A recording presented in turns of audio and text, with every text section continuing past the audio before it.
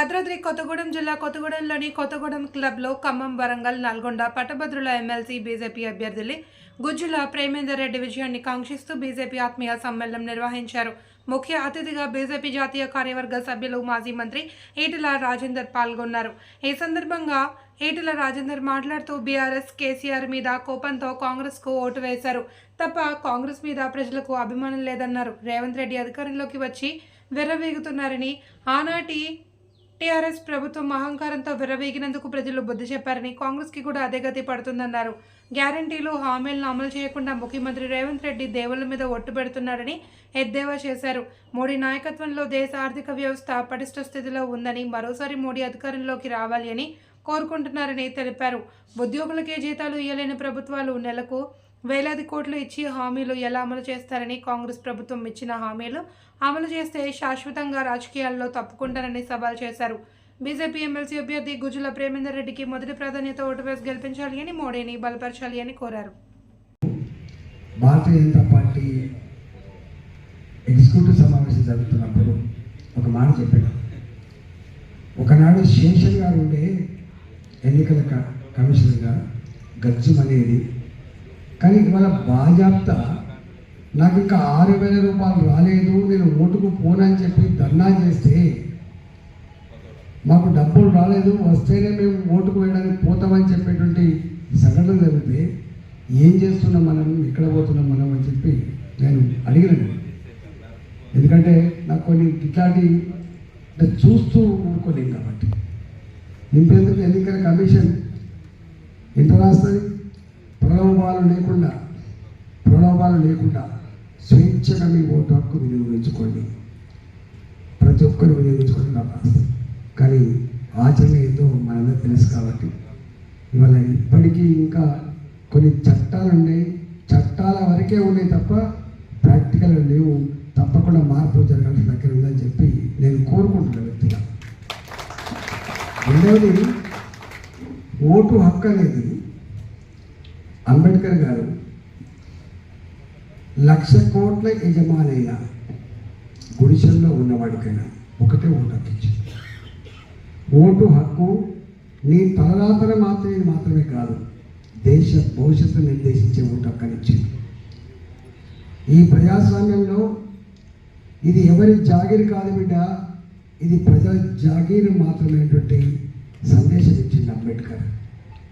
మీరే సుప్రీం, మీరే బాసులు ప్రధానమంత్రి కాదు, బాసులు ముఖ్యమంత్రి గారు కాదు. మీరు చేస్తే వాళ్ళు బాస్ అవుతారు, మీరు చేస్తే ఒక ముఖ్యమంత్రి బాస్ అవుతారని చెప్పారు. అందుకని గిలగిల కొట్టుకుంటారు. మనం చూస్తాం చాలా సందర్భాల్లో ఇది నాదే అన్నాడు, 2020 విజన్ అన్నాడు, కాలే 2020 విజన్. మొన్న కేసీఆర్ కూడా అనుకున్నాడు, ఇక్కడ ఏ పార్టీ ఇంకా అన్ని పార్టీలు కథమైపోయినాయి, నేనేమన్నాడు. అన్ని పార్టీలు కథమైనాడు, మేము ఉన్నామని చెప్పిండ్రు తెలంగాణ ప్రజలు, గుర్తుపెట్టుకోండి. అందుకే మన తీర్పునిచ్చి సరే ఆ పార్టీ ఏంటిది, ఆ పార్టీ చరిత్ర ఏంటి, రేపు ఏం చేయబోతుంది అదొక అంశం. కానీ విర్రవీగే వాళ్ళకు, అధికారాన్ని కట్టబెడితే దాన్ని దుర్వినియోగం చేసే వాళ్ళకు, కళ్ళు నెత్తికెక్కి ప్రవర్తించే వాళ్ళకు ఏం జరగనో గది జరుగుతుందని చెప్పి మళ్ళీ మన ఎన్నికలు ప్రూవ్ చేసింది.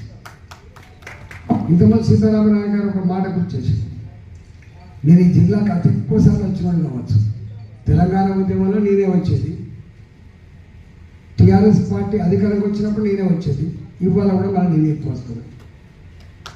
నాకు ఈ జిల్లాతో అనుబంధం ఉంది కాబట్టి. ఒకనాడు ఖమ్మం అంటే అది తెలంగాణ లేదు, అంశం లేదని చెప్పి మాట్లాడే రోజులలో నేను గుర్తు చేసిపోయినా. 1969లో ఇప్పుడు నర్సయ్య వచ్చి కూర్చున్నాడు. 1969లో ఫైరింగ్ అయితే తూట తిన్నది ఈ గడ్డ భాషలే, గుర్తుపెట్టుకుంది. ఖమ్మం పెట్టి. అందుకని ఈ ప్రాంతం ఆ ప్రాంతం అనే తేడా లేదు. అన్ని ప్రాంతాల ప్రజలు కూడా మూడు తరాలు ఇడ్లీ సాంబార్ గోబ్యాగ్ నుంచి మొదలుపెట్టి 1969 ఉద్యమం నుంచి మొదలుపెట్టి నేటి మనం చేసిన ఉద్యమం వరకు 3 తరాల ఉద్యమం చేసింది. ఆ 3 తరాల ఉద్యమంలో ఖమ్మం కూడా తెలంగాణ ఉద్యమానికి బాసగా ఉంది. లేకపోతే కేసీఆర్ గారిని తీసుకొచ్చి ఖమ్మం జైల్లో పెడితే కంప చెట్లు వేసి బండలే కట్టి గోడలు కట్టి అడుగడుగున నిలువరించి నిరసన చెప్పినటువంటి జిల్లా ఖమ్మం జిల్లా అన్నాడు. ఖమ్మం జిల్లా అందువల్ల ఈ జిల్లా ఆ జిల్లా తెలియకుండా ఉద్యమం జరిగింది. నేను నా వినమ్రంగా చేసే విజ్ఞప్తి, నాలాంటి వాడిని నేను అసెంబ్లీ ఒకసారి స్పీచ్ ఇచ్చినాను. ప్రతి విశ్వవిద్యాలయంలో ఒక పోరాట పోట్లాయి పెట్టిందని చెప్పినాం. తెలంగాణ ఉద్యమం ఎందుకు సస్టైన్ అయిందంటే విశ్వవిద్యాలయాల సంఖ్య పెరిగింది కాబట్టి. తెలంగాణ ఉద్యమం చల్లబడ్డప్పుడల్లా ఆ ఉద్యమాన్ని కాపాడిన బిడ్డలు విద్యార్థులే.